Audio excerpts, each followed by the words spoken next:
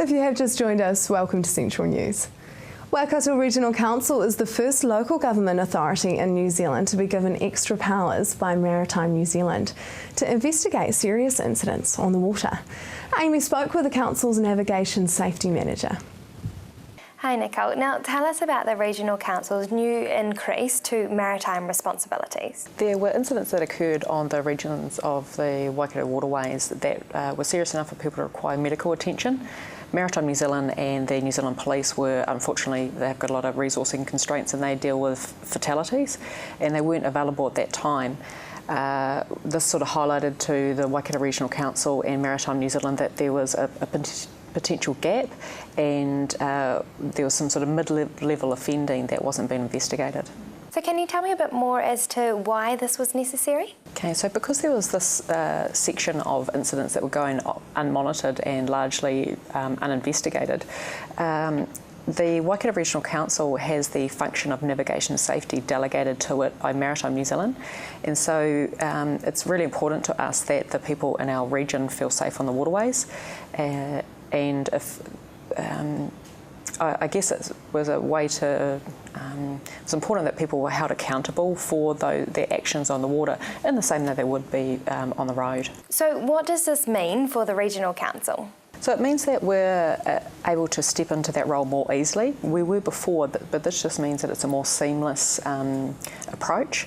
It means that we've got more tools available to us, from education right the way through to enforcement. Education is a large part of what we do. We want to make sure that people know how to be safe on the water so that they go home safely to their family at the end of the day. But incidents do happen, and largely that's because people don't know the rules or they choose to ignore them.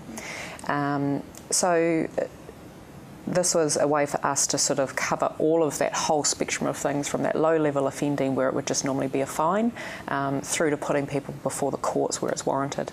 And where's the council's jurisdiction?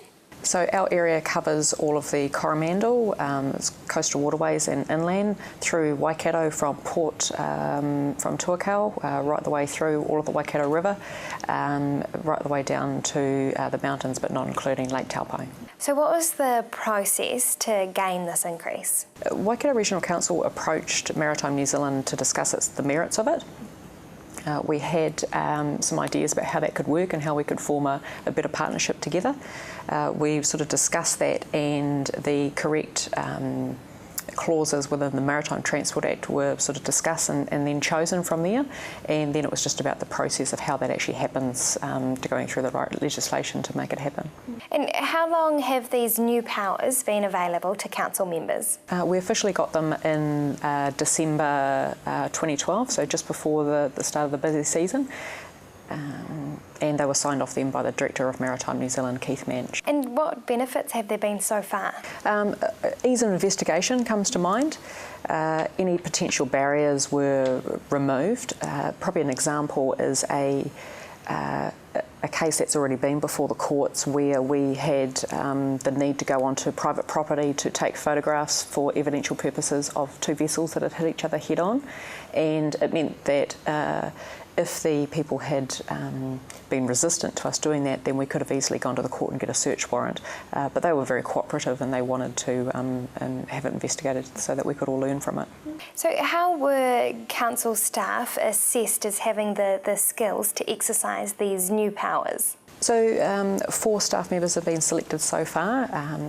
They are already members of the council staff that are performing a similar duty under the Resource Management Act. So they're very experienced in collecting evidence, doing interviews, and putting those files together to go before the court where it's warranted.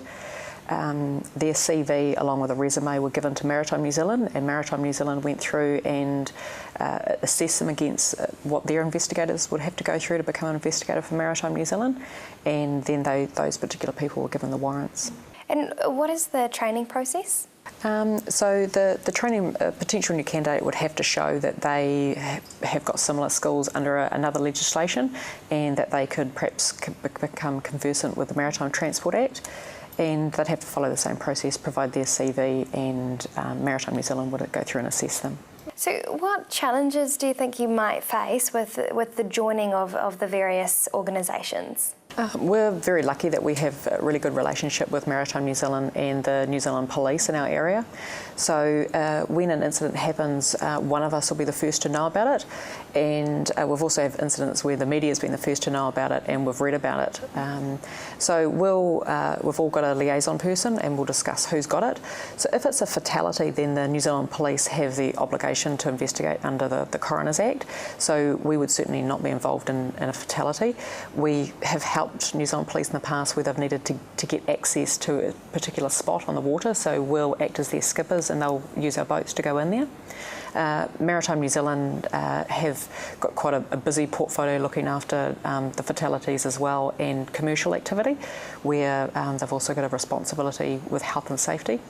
So a lot of times, although it seems like some of our areas may sort of blur over, recreational is the sort of area that Waikato Regional Council will have its main area, and will certainly get the assistance of the Maritime New Zealand, and the police are very, very supportive of us in that field, just because of the amount of resourcing impacts that it has. Also we've been doing some discussing what we're going to be doing over this Christmas, and looking at doing voluntary breath assessments of skippers on the water, because that's certainly one of the areas where we're finding a lot of accidents are happening, because there isn't a legal limit at the moment for skippers when it comes to alcohol. Visit waikatoregion.gov.nz to find out more information. That is the news for today. We really want you to be involved, so like us on Facebook and let us know your views. If you have news including your own video and photos, go to our website and hit upload. Thanks for joining us. I will be back tomorrow night with more guests from in and around the regions. I'm Hilary Entwistle. Have a lovely evening.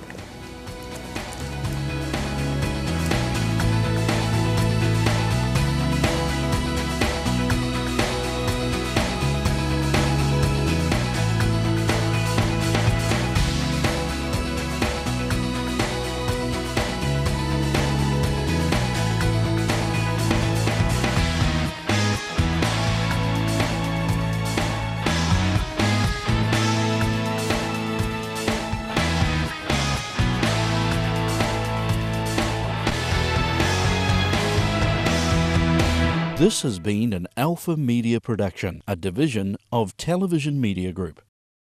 Supporting local content so you can see more of New Zealand on air.